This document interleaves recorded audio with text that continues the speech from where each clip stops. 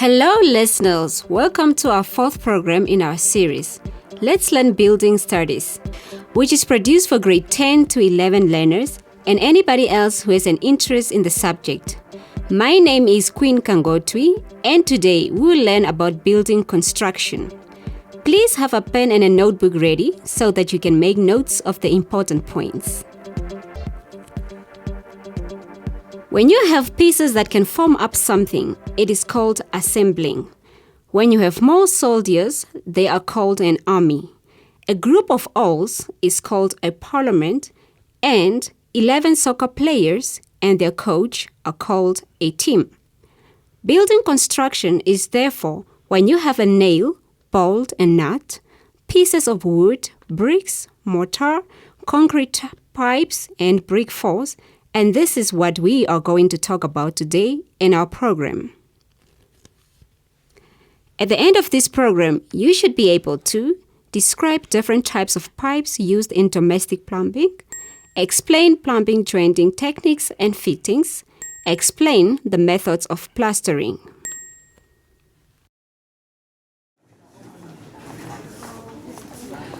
Hey Peterson, do you want to work for the municipality? I'm not sure, Elise. Why? Don't tell me you want to work for the municipality.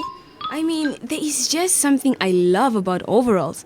And yes, I want to work for the municipality. I find it sexy for ladies in overalls and a bunch of tools. What do you think, Peterson? Wow, that's really good. I also like ladies in overalls. What exactly do you want to do? The water girl. When your tap is broken, I will fix it. If you didn't pay your water, I will cut it off. Fix geysers and all water problems. What are those people called again? Because a lot of ladies are doing it. It must be very easy.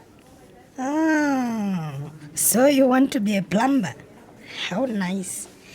Plumbers dig trenches to lay the sewage pipes that connect to the manhole that takes all the wastewater from the building to the main sewer. What?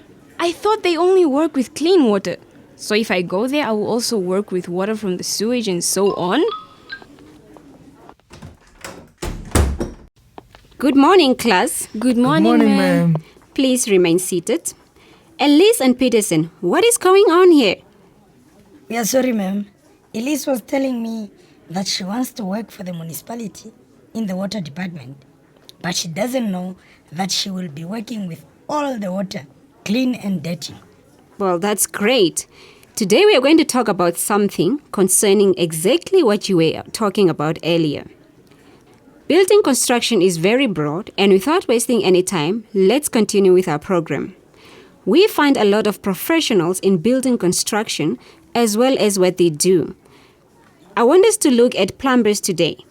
Can anyone tell us who the plumber is in building construction and what they do? Oh, I know. A plumber is an artisan that works on the layout of all pipes on the building from water to sewer, and they service them when they are not functioning. Well done, Elise. No wonder why you want to be a plumber. You'll be a good one because you really know what they do. In some municipalities and town councils, there are more than one division that deals with water. Like in City of Windhoek, there is a department of bulk water, and under that department, there are plumbers that deal with clean water and others that deal with sewage water. As Elise spoke about pipes, there are different types of pipes used for domestic use, like drainage, waste, hot and cold water supply.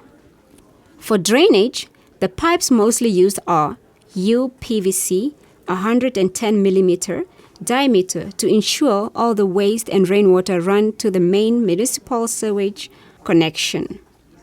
Waste. The modern pipes used for waste is PVC, and they differ in size, are between 40 and 50 millimeter diameter. These pipes take wastewater from the shower, kitchen sink, hand basin, and bathtub to the drain pipe. It is economical to take wastewater to the gully and from there to the drain pipe. Hot water supply. For water supply, copper pipes are the best in the industry nowadays, even if galvanized iron can also be used and have been common. For cold water supply, From the municipal meter, the HDPE black pipe is recommended 20, 25, and 32 millimeter diameter in the walls and ceiling to the geyser. Copper pipes of 15 to 22 millimeter diameter are used to increase the water pressure. Is there any question before we proceed with our program? Yes, ma'am. For as far as I know, those different pipes come in different lengths. They will need to be cut and some need jointing. How do we joint the copper and PVC pipes? Good question, Peterson.